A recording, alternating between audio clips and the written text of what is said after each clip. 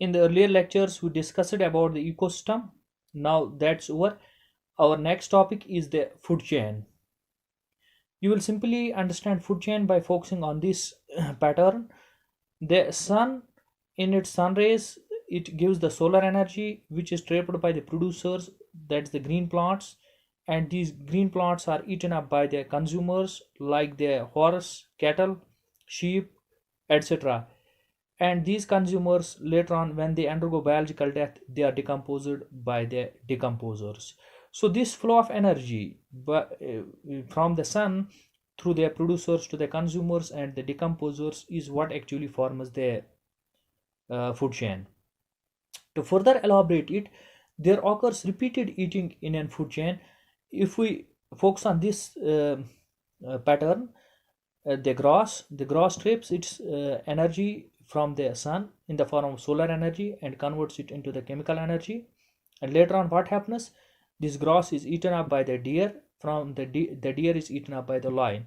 So there is flow of energy from the sun to the grass, then from grass to the deer, then from deer to the lion, and this all happens by repeated eating. It means grass is eaten up by the deer, so the energy in the grass reaches in this very animal. The deer is eaten up by lion and the energy reaches in the lion. So this is unidirectional flow of energy from sun to the grass, from grass to the deer, from deer to the lion.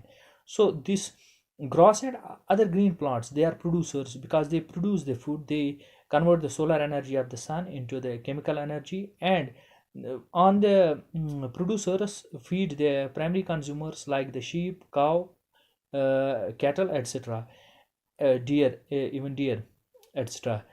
And they are in turn eaten up by some animals like the lion, tiger, which form the secondary or which form the top order. These carnivores are top order consumers.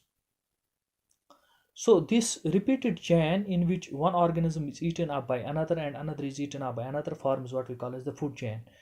So if we define it in simple terms, it's a nutritive interaction between living organisms present in a food chain. तो ये एक nutritive interaction होती है in which one living organism is eaten up by another and another is eaten up by another.